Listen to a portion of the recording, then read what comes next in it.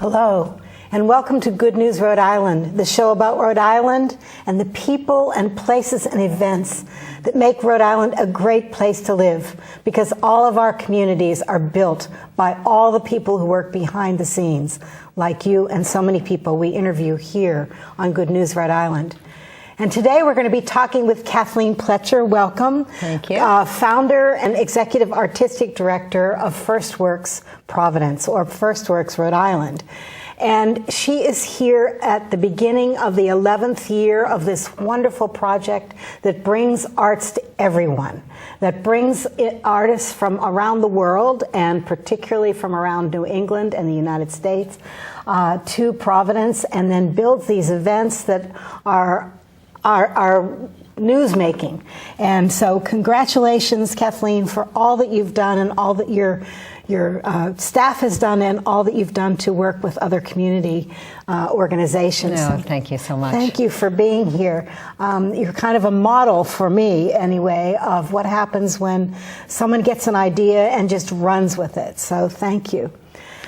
You've got 10 years under your belt, and you started as a artistic director of a very small organization that was looking at First Night. Is that right? I was artistic director of First Night, which was at a point in my career. I started as an artist and then had moved to Rhode Island and connected with the First Night organization, the One Night New Year's Eve Festival of the Arts, non-alcoholic festival. And that was a thrill because it really connected me with the arts in this community and began this kind of dialogue between bringing artists in and the arts that we have here at home. And it also kind of deeply ingrained the sense of festival. I think a festival is a very special way to introduce people, maybe people who aren't necessarily considering themselves arts goers, to the arts. And so it's not just a matter of doing a festival, but our Artistic Icon series, for example, at the VETS, the Veterans Memorial Auditorium. We have performances in the lobbies and conversations afterwards, and are just trying to crack it open, you know, so that there are a lot of points of entry to the arts at a FirstWorks event. So the primary word here is accessibility, isn't it? It is. It is. I think finding access and opportunity and engaging, connecting art with audiences is our mission. And we do that in a lot of different ways. And we do it in theaters, we do it in the streets, we do it in schools, we do it in community settings. I want to start with what you do with kids, teenagers, but also younger children as well. Why don't you talk a little bit about your programs which take artists, local artists and international artists, to the schools? So our FirstWorks Arts Learning had always been part of our idea since 2004 when I founded FirstWorks. But in 2009, we did a season-long project with Yo-Yo Ma and the Silk Road Project, and that built our education program from reaching 125 kids to last year over 4,000 students.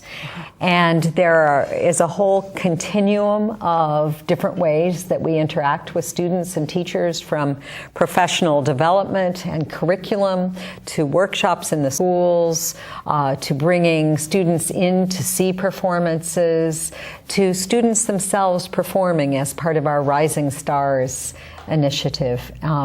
And we have some wonderful advisors and educators who work with us on the program.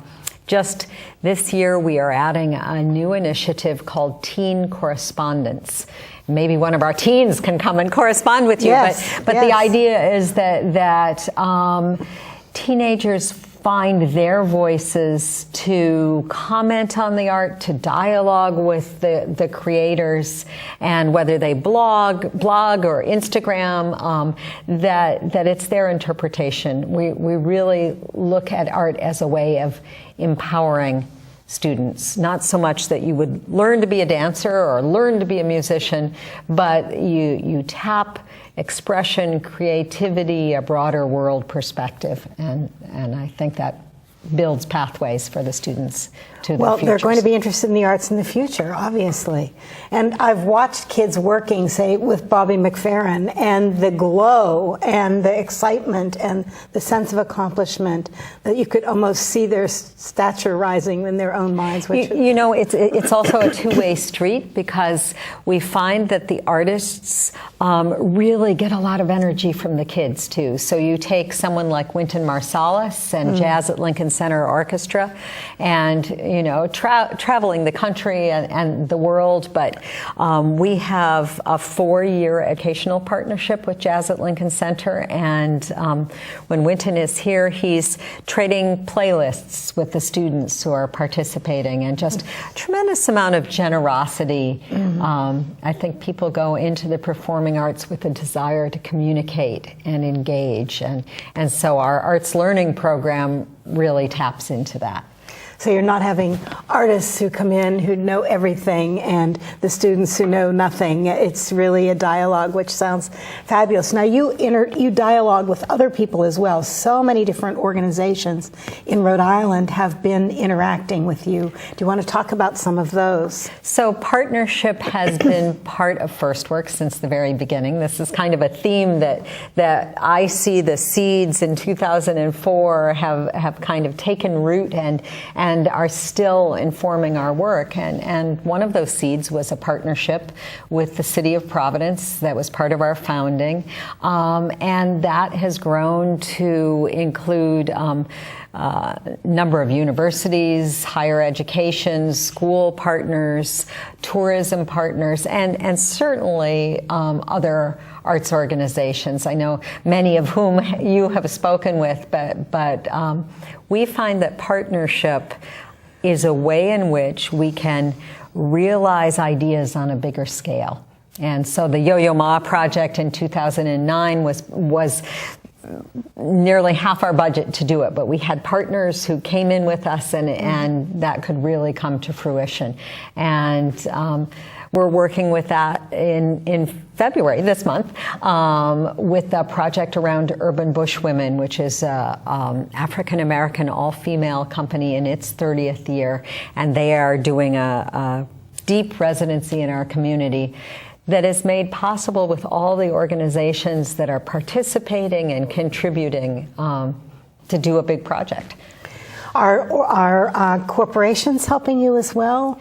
We certainly have some corporate underwriting and foundation support, and some national support as well. The National Endowment for the Arts has been very supportive. We're on our 18th grant from them, and really appreciate that recognition. This year, in terms of our arts learning, VSA at the Kennedy Center, formerly Very Special Arts program, is also a key supporter, helping us reach students with disabilities at the vets in particular. So making sure that performances are signed and that students are really kind of specially invited to participate in those daytime performances that we're offering. And you have something at noon, is that right? Or afternoon programs as well? Daytime. Uh-huh. The exact hour is not, But they're not available to the average person. They're really closed and they're for the students. Right.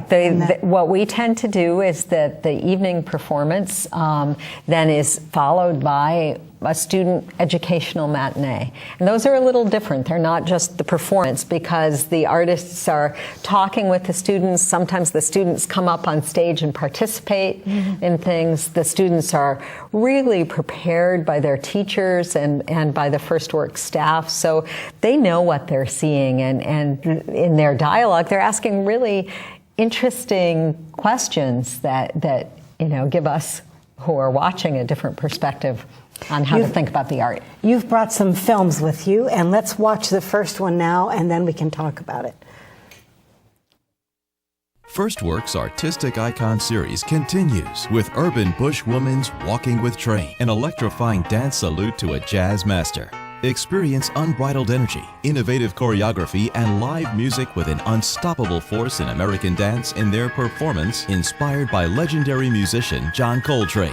Celebrate Urban Bush Woman's 30th anniversary and plunge into the depths of Coltrane's legacy. Saturday, February 27th at the Vets. So what we just saw is kind of the capstone of our month of February, where we are celebrating the culture of the diaspora with workshops and conversations and smaller performances.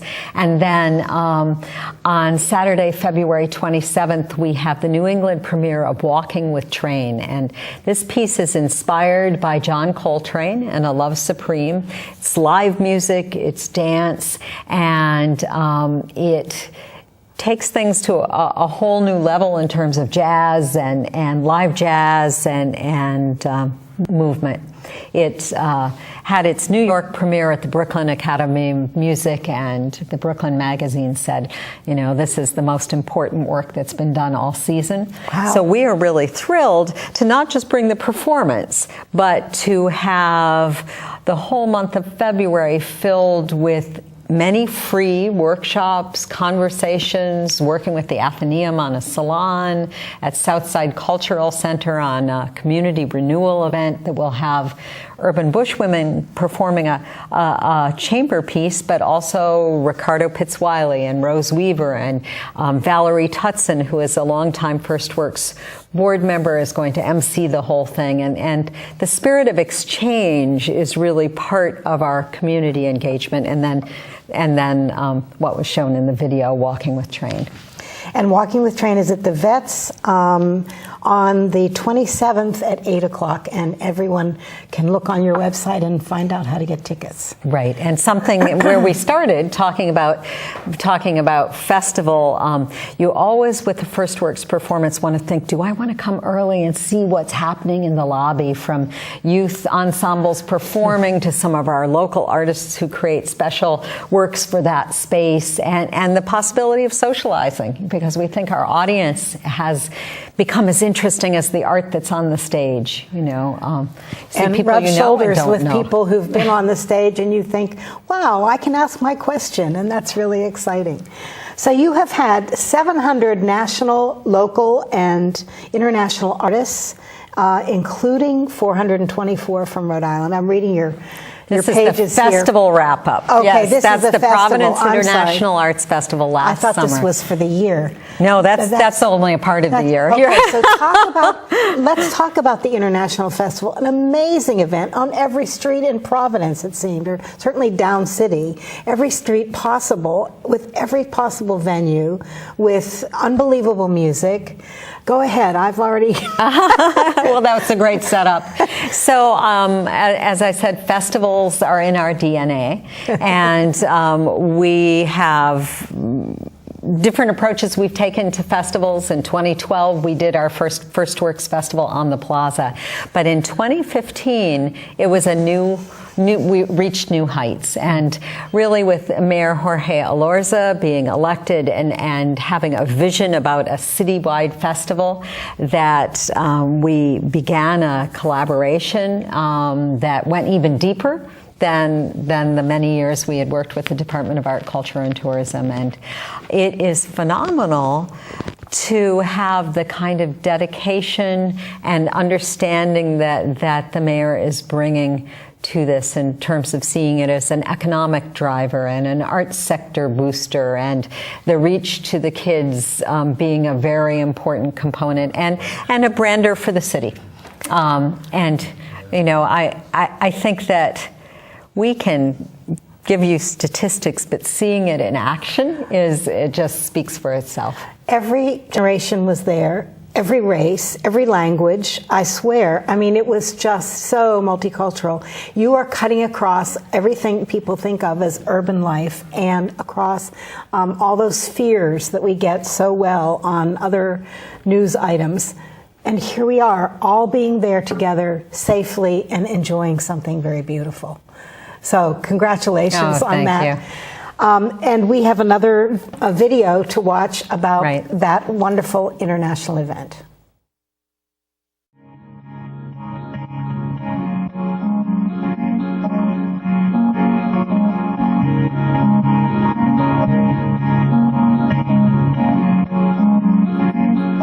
FirstWorks was really proud to be the driving force with the City of Providence behind the first ever Providence International Arts Festival. Its success has a lot to do with drawing together many, many contributions. You know, a big vision, but then having others take part and bring their artistry, their community to the festival. I see arts in the creative community. I see that tied to everything that we care about in the city. I see it tied to education, I see it tied to the economy, and I see it tied to quality of life in our neighborhoods. And welcome to the creative capital! And welcome also to the first annual Providence International Arts Festival.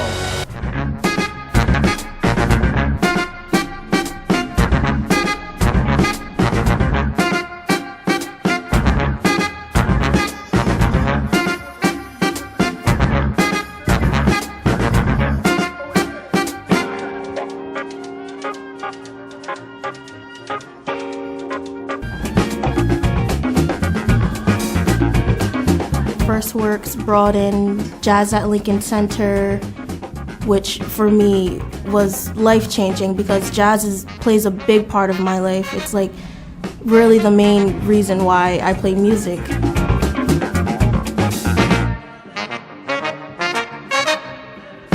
FirstWorks brought me to the bigger stage, literally the bigger stage.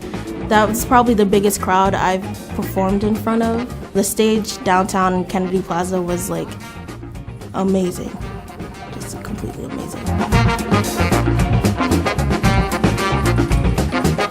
And it's the first time basically where among many of the festivals that I've been to, that I've seen this kind of approach where the young kids work within the city culturally, and especially kids that come from a very challenging background.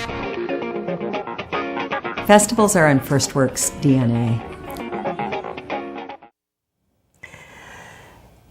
Just being there, I felt this energy, and I think this is a small city. It's not a large city. This is a very small state, and suddenly we're doing something that is New York-minded or large city-minded or certainly first-class city-minded. And I think that will do wonders for our state, but also it's a privilege to be in this state and to see that kind of collaboration working. Well, you hear the mayor say, welcome to the creative capital, and this becomes something that displays the assets of the state and especially of Providence. And also there are many, many contributions by many organizations, the Avenue concept and the wonderful murals, or the Columbus Theater and the One Providence experience, the Downtown Providence Parks Conservancy, the Dean Hotel. I mean, there are so many to mention. RPM Voices did a tremendous commission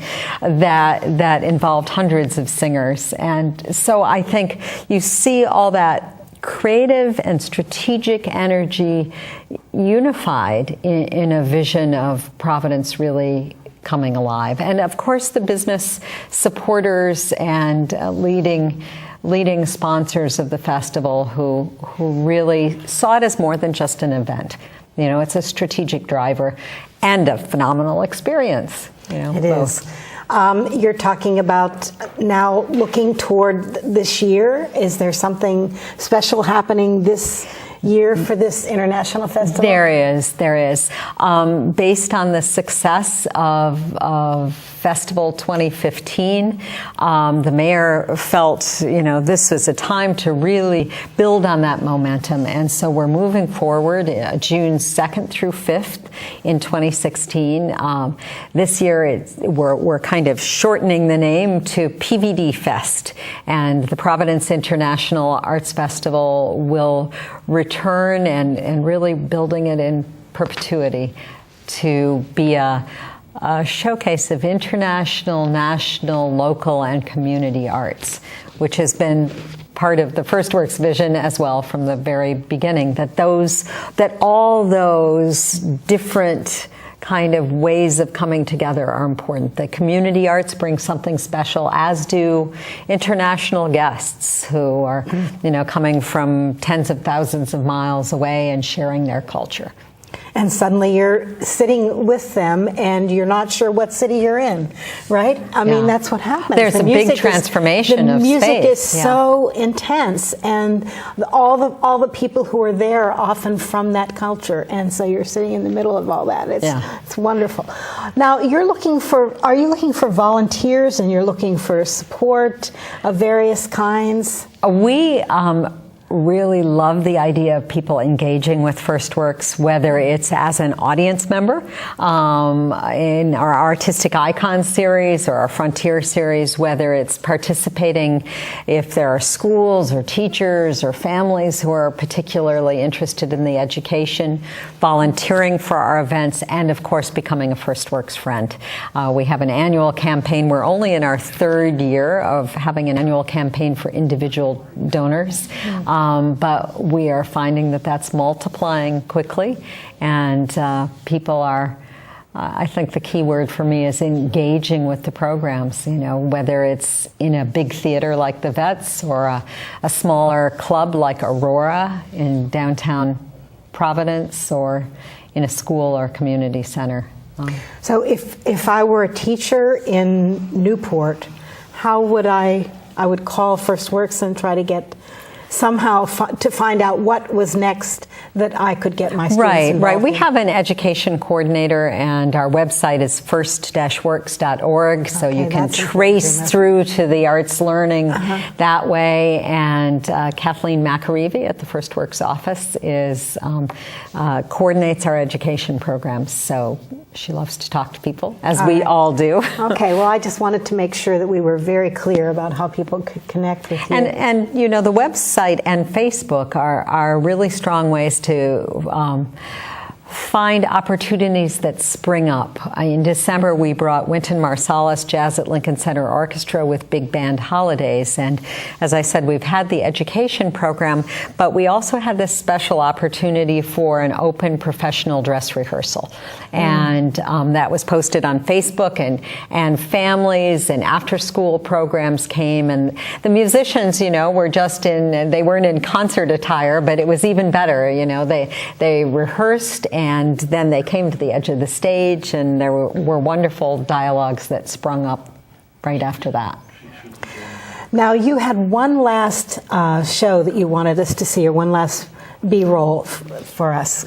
Could you talk about that? Sure. So the Artistic Icons series at the Vets is something we expanded this year, and we are ending with with Deep Americana and Roseanne Cash, who is a triple Grammy winner, and at a point in her career where I think past and future are intersecting, she has an album that she's doing in concert called The River and the Thread, which really traces through her Southern roots and her childhood. She's Johnny Cash's daughter, and it's a multimedia full band performance, and I'm just loving watching her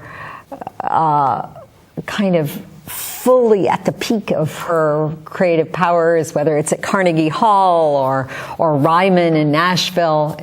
She's at Carnegie Hall in February and bringing together all sorts of artists. So Roseanne Cash is our finale in April. All right, let's watch that short clip.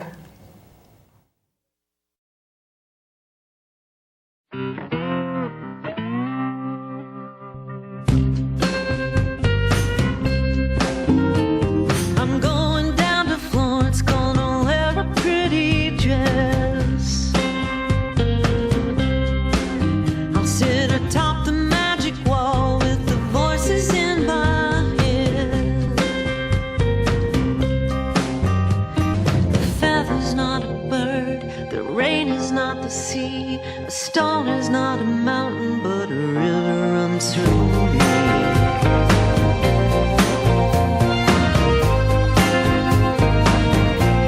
I started going down to the South a lot, reconnecting with people I knew, places I had been, but started seeing for the first time in a strange way. The connection to the soil and the Delta and the music. The veils were taken off of some things that I thought I knew. It was powerfully inspiring, and John and I started writing songs.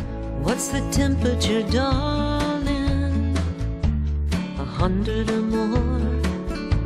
The horse is pawing at the dust, violets wilting by the door. But you pour your strongest coffee, and I'll take the battered wheel. Well, I'm wondering if there's anything else we need to be saying about FirstWorks. We could talk all day, really, but have we forgotten anything? Two things I think about. One is just that we really believe in the power of the arts to transform our community, and think of that as a key strategy. And then the other thing is that our audiences increasingly are joining us on a journey of discovery. And sometimes our artists are names that you've heard of everywhere, and sometimes they are, the next thing to learn about. Yeah. All right. Well, I want to thank you, Kathleen, for everything that you're doing for the state of Rhode Island, for the city of Providence, and for all of us who are taking part in whatever way we can in these many, many events. But thank you so much for being part of this show, and I certainly wish you all the best. Thank you. So we've been talking with FirstWorks, Kathleen Pletcher, the Executive Artistic Director and Founder, and we certainly hope that you will take part in one of these many events. Please look online and find more about them. And thank you for watching Good News Rhode Island. We're sure that there's good news near you, and it's FirstWorks and other things, and probably you're helping to make it. Thank you.